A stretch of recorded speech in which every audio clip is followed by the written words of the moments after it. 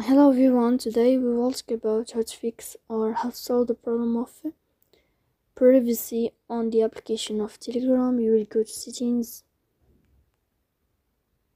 Here in this page you will go to apps, default apps, app settings. On above you will search about Telegram and you will click here. Then in this page of app info you will click on first stop and you will click OK. Here you will enter to the window of storage. Then we click on clear cache. But pay attention, don't click clear data because that can delete your account. In the end you can turn off your phone and you can wait a moment to restart your phone again. So please don't forget to support us by like and subscribe. See you next time and thank you.